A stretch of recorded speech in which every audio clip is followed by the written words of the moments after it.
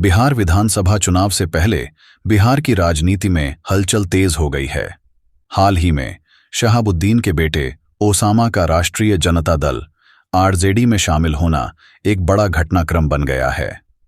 Osama के RJD में आने के बाद यह सवाल उठने लगे हैं कि क्या यह फैसला बिहार के मुस्लिम वोट बैंक पर असर डालेगा और क्या मुख्यमंत्री नीतीश कुमार की सत्ता पर इसका कोई असर होगा। दरअसल बिहार में मुसलमान वोट बैंक को साधने की कवायद सभी पार्टियों में जोर पकड़ रही है। एक तरफ आरजेडी ने ओसामा को अपने साथ जोड़ा तो वहीं नीतीश कुमार ने वक्फ की जमीन पर मदरसों को लेकर बड़े फैसले किए। ऐसा लग रहा है कि नीतीश कुमार मुसलमानों का समर्थन पाकर सत्ता बचाने की कोशिश में जुटे हैं, लेकिन ओसामा की एंट्री ने बिहार की राजनीति में नए समीकरण बना दिए हैं। ओसामा का नाम अपराध की दुनिया से जुड़ा है और उनके पिता शहाबुद्दीन का बिहार में काफी प्रभाव रहा है। शहाबुद्दीन की मौत के बाद अब ओसामा को उनका राजनीतिक वारिस माना जा रहा है। बिहार में हाल ही में हुए AK-47 से हुए हमले में भी उनका नाम सामने आया है। यह मामला सीवान के MLC उम्मीदवार रईस खान के काफिले पर हमले का है, जिसमें कई लोगों को गोलियां लगीं और एक शख्स की मौत भी हुई। इस घटना के बाद बिहार में चर्चा है कि क्या ओसामा अपने पिता की तरह बिहार की राजनीति में आपराधिक छवि को आगे बढ़ाएंगे। ओसामा के आरजेडी में आने से बिहार में मुसलमान वोट बैंक को साधने का प्रयास साफ नजर आता है। लालू प्रसाद यादव की रणनीति भी कहीं न कहीं इसमें अहम भूमिका निभाती दिख रही है।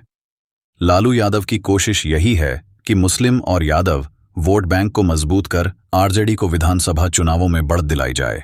वहीं नीतीश कुमार का भाजपा से खटास और सीट शेयरिंग को लेकर मतभेद इस बार खुलकर सामने आ गए हैं। भारतीय जनता पार्टी भी इस बीच अपनी तैयारी कर रही है, लेकिन नीतीश कुमार के साथ तालमेल में दिक्कतें साफ दिख रही हैं।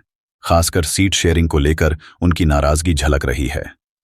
झारखंड विधानसभा चुनाव में भी भाजपा ने नीतीश की पार्टी को कम सीटें देकर इशारा कर दिया कि अब भाजपा अकेले चुनावी मैदान में उतरने की सोच रही है। इस सब के बीच प्रशांत किशोर की पार्टी जन सुराज भी अपनी भूमिका तलाश रही है।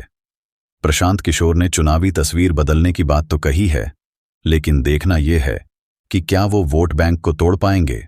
बिहार के उपचुनावों में भी इस बार 4 सीटों पर मुकाबला है, जहां ओसामा की एंट्री ने मुस्लिम वोट बैंक को फिर से एक मुद्दा बना दिया है। तेजस्वी यादव की तरफ से भी यह संकेत दिया गया है कि विधानसभा चुनाव की तस्वीर को गंभीरता से देखा जाए। अब सवाल यही है कि आरजेडी की यह कोशिशें बिहार की राजनीति में क्या नया मोड़ लाएंगी।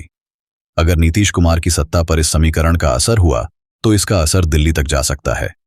नीतीश कुमार का एनडीए के लिए समर्थन महत्वपूर्ण है और अगर बिहार में आरजेडी का कद बढ़ता है तो इसका सीधा असर केंद्र की राजनीति पर भी पड़ सकता है।